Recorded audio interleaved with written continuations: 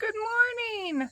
I'm Jillian. This is our Fields Homestead, and I thought I would take you to do some garden chores this morning. There will be some, I'm sure, cut and piece put together clips because I don't know about you, but when I'm doing chores, I need to jam out to some music. So there will be some of that. Remember last week when I planted my fall garden that I didn't intend to plant and that I'm inherently lazy? I still haven't gone back and staked up the Brussels sprouts or put anything down to help the water. So we're going to do that today. My fiance down there somewhere is a nice little pile of grass clippings for me to put in. We're going to find some pieces of wood. I bought a bunch of rubber bands because they're super cheap. And you can get I think I got 500 rubber bands for $1 at Harbor Freight. I think they'll actually make really good things to tie the Brussels sprouts to the stakes to help them go. I have some flowers that need pruned and need to check and see if what spaghetti squash I have ready to pull off. I also want to show you some bug damage and tell you not to give up on your squash just because they look really sad, because my squash look really, really sad, but I have lots of fruit on them anyway. So don't give up on them. Let's go to the garden. I do have all my ammo here. See, I always take that in the house because the vegetables come in and then it never makes it back to the garden. I don't know why. Maybe it's that case of lazy-itis I have. But I got the GoPro there so we can put it in the garden and have some other footage besides the camera. That was stupid. Besides the cell phone camera. Obviously, it's all from a camera. I don't know how you're going to get footage without a camera.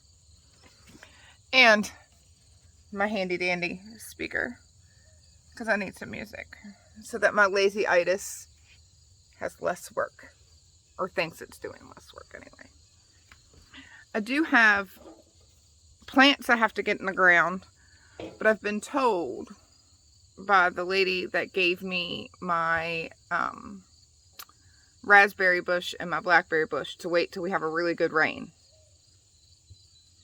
I'm thinking, but that ain't happening today. I also have a beautiful mum that I bought that is just waiting to go in the ground. Let me see. Ooh, lots of sun. Sun equals sunburn for some of us. So if you are sun sensitive, use the sunscreens. Anyway, look at this beautiful mum. Isn't it pretty?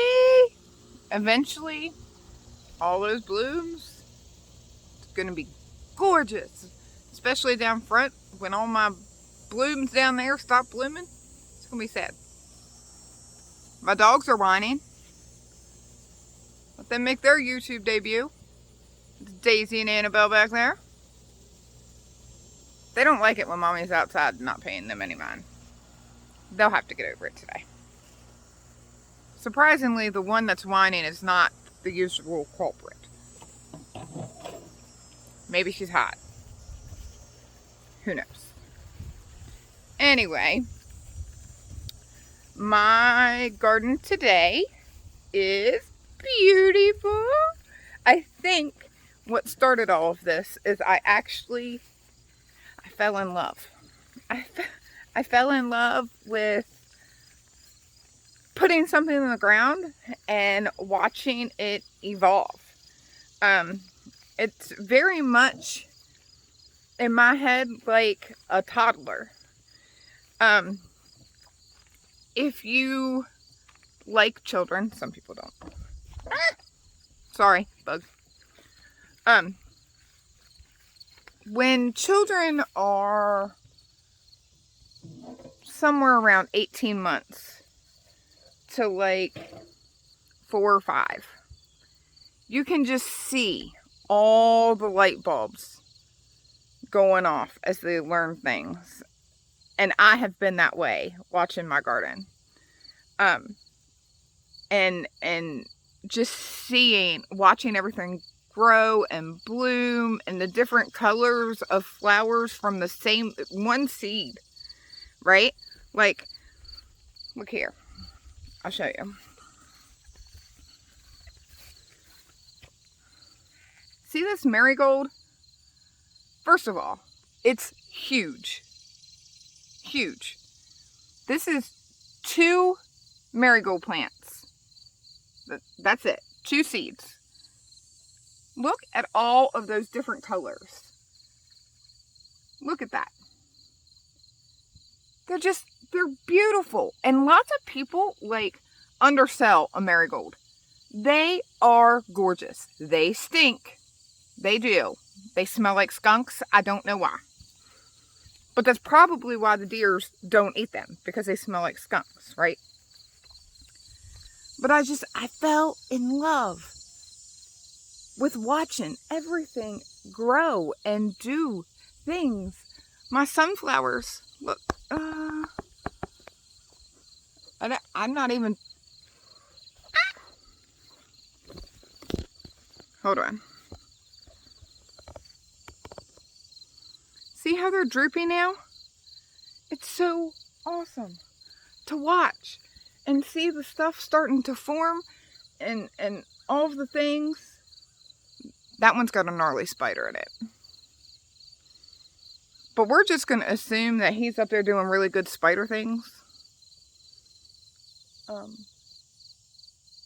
Oh, that might not be a spider. Ah! Now it's in my hair. Well, whatever it is, I'm sure it'll come back and visit us. There's actually lots of different bugs up there. But the point is, besides the bugs, it's just been beautiful. Beautiful to watch, beautiful to see. So look here.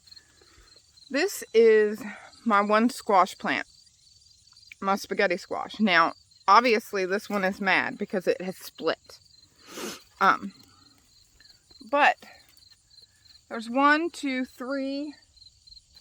I already pulled 1 squash off of this plant. I don't know what makes a spaghetti squash split, because that is nothing that I read about. So I'm gonna have to research that. But I'm actually pretty sad because I thought that I needed to pull everything that had a squash vine bug in it. Because I thought it wasn't going to do anything. And that's just not true. Because this has all kind of squash vine damage. And it's got 4 fruits on it right now. And 1 that I already pulled off and ate. So had I kept the other one that also had fruits on it, I might have had more spaghetti squash. This one probably isn't going to fully form. Just because, see all this damage. And I did find out that those vine borers, they'll go all the way to the squash. But if you cut it off as soon as the top starts to brown, you should, I would think, be able to catch it. That's what I did. We have 1 ginormously big watermelon left. We had a bunch of little ones that never formed all the way. We cut them all up. We ate them anyway. They smelled good. They tasted good. They just looked really weird. This one, I'm going to imagine, is going to taste amazing because it's huge. Or it's going to be gross, like when you let a cucumber go too long. Guess we'll find out. But see this little tiny spaghetti squash? I would imagine it's not going to get much bigger than that, but it's already pretty yellow. I don't see why we won't be able to eat it. So we'll go with that. Look at this humongous marigold. One seed. One. I don't understand how that happens. How's one seed produce all these flowers? I have never pruned it. It's just a marigold bush over here. It's doing its thing, living its best life. Now, as far as tomatoes go, I did lots of things wrong because I don't know about tomatoes, and I was given my tomatoes. So I was given tomato starts from my homesteading neighbor and from my mom, who got them from some kind of auction or something, I think. So I had no way to know what was determinate, what wasn't determinate, or any of those things. So I've played a summer of to prune it, not to prune it, if what gets to go and what gets to stay. On this side of my trellis are a lot of tomatoes that I assume must have been determinants that I think you're not supposed to prune. But I did. And it produced little weird plants like this one that did all these weird things, but it still gave me tomatoes. So, you know, don't be afraid to screw up your plants. You never know what you're going to get. I've gotten actually a lot of tomatoes off of all of these. I planted the marigolds because it's supposed to help with the hornworms, which are disgusting. They are, first of all, they can eat your whole tomato plant in like a day. So there is that. And they're gross. So when you get them, when you find them and you squish them and kill them, because that's what good plant mommies do, right? They're green and jelly-like on the inside. No. No. No. Just no. Anyway, let's see what else we have going on. I have my little fig tree. And just so everybody knows, the sun is blaring in my eyes, so I can't really see what I'm putting on the camera. My little fig tree actually has 3 little figs on there doing its thing. I've never had a fig past a fig Newton, which I'm pretty sure that doesn't consist as actually being a fig. I mean, it's got fig on the inside, obviously, but it's kind of like saying McDonald's apple pies taste like apples. That'd be a lie. Anyway, so what else do we have? We have my beautiful green bean trellis with, isn't it pretty?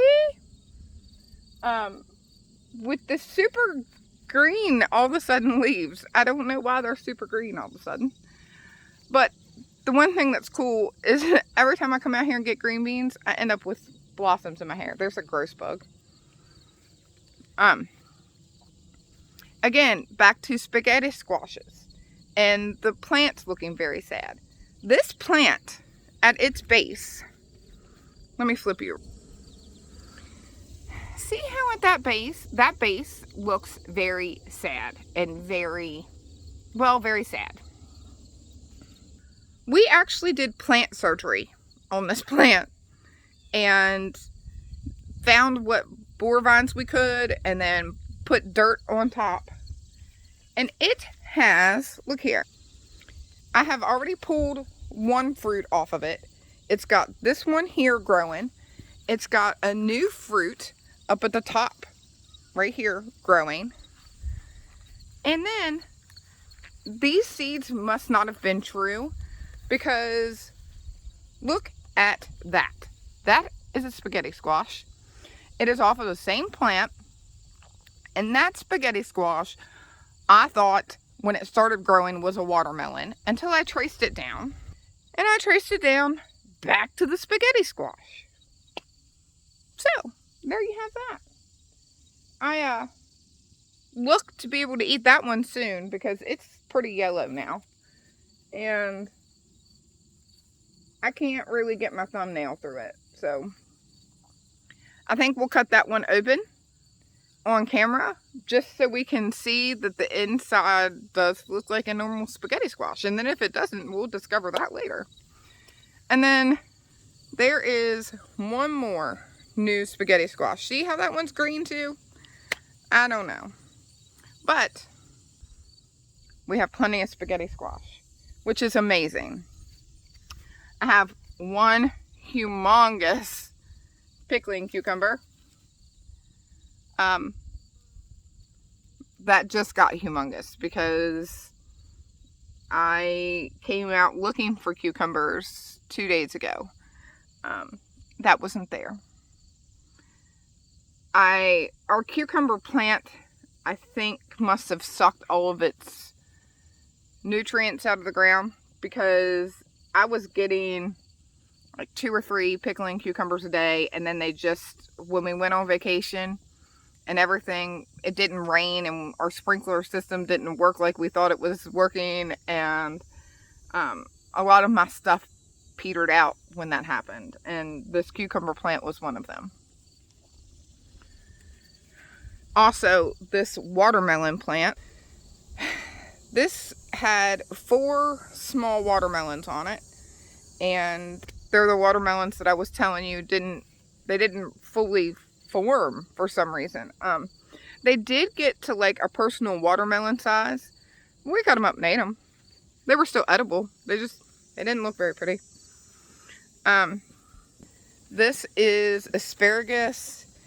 When I pull up all of these beds and move them, I'm going to make a long-term bed on the other side of my garden.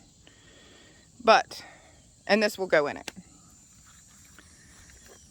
There is my very sad, huge fail. So, garlic isn't supposed to be planted in the spring, and I didn't know that. Needless to say, it didn't grow. That's okay. These are my bunching onions that I thought weren't going to grow, but they did. So, soon we shall get to eat them. I'm going to guess that a grasshopper did that.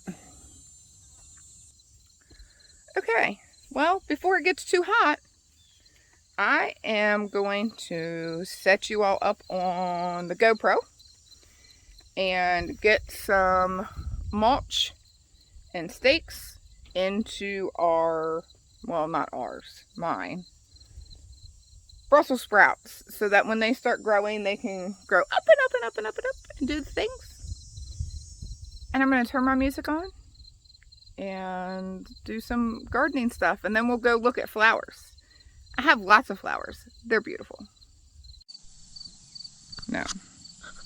Hello. Real quick before I turn on the music, I'm going to use these to stake the Brussels sprouts. They are actually really old. Well, not really old. But they are parts to my son's old bed. Let's recycle where we can, I guess. And get creative. Back to the music.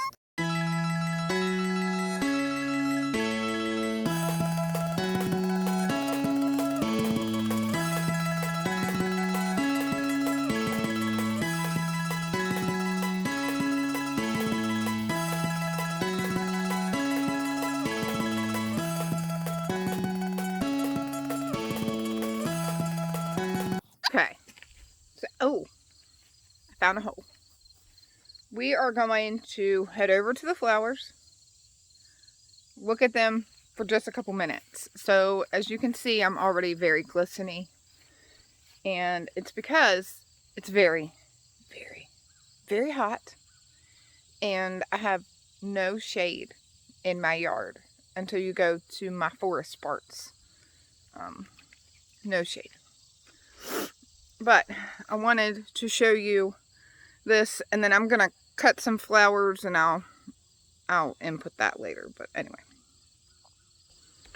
so I have two identical flower beds. I actually was inspired by, I believe the channel is that 1870s Homestead. I will link it in the descriptions. But she built flower beds using wood around their property. She laid hers out different than I did, but these are all just pine trees from our yard. I think pine trees. Some kind of trees, anyway. There is one marigold bush. See how much real estate that takes up? It is smothering my lavender plant. I have two identical beds. So the other bed is exactly the same. I planted them exactly the same. And then some of the things I pruned different to try to learn. These little things are called, I think, Gazanias. My other flower bed didn't like them. And this one didn't like too many of them. I think even though they say they can take full sun, I think mine, for whatever reason, were babies and cannot. Some beautiful big bushes that they were not big when I planted them. I was very unprepared. I would have done these beds very different had I realized. That said, I, like a lot of people, need some instant gratification. And I did not want to wait for my plants to grow. So I put annuals in this bed with it, and also planted it kind of offset. And if I were to redo these beds again, these beds I think are 15 feet long by only, I want to say 3 feet, maybe 4 feet wide. And if I were to plant this again, which obviously I'm not going to upplant all of this, but if I were, I would plant one row of perennial flowering somethings just down the middle. And then until they grew in, would put some annual plants around them. But we have gardened and learned, and so this is where we're at.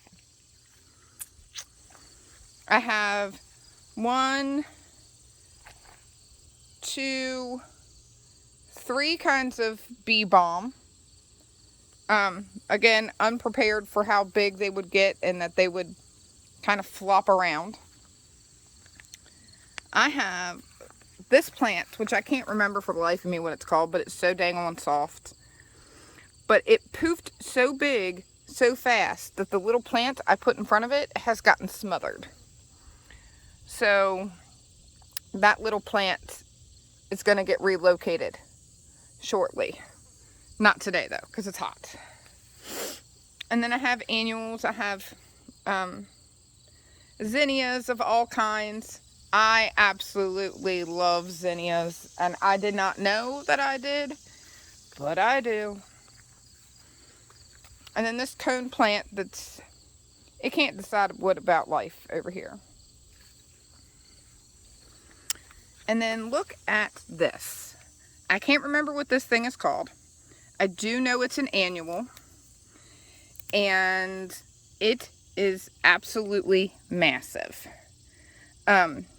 But it gets these little bitty, teeny tiny pods on them that open up and bust out in seeds.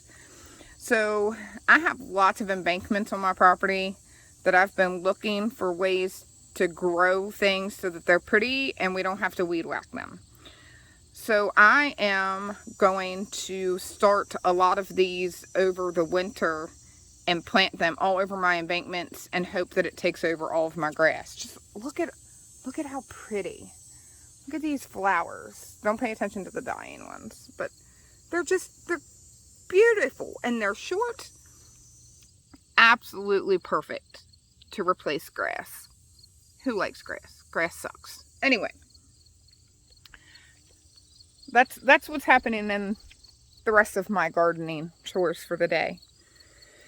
So I will insert, I'm sure, some flower clippings, because what's the joy of planting beautiful.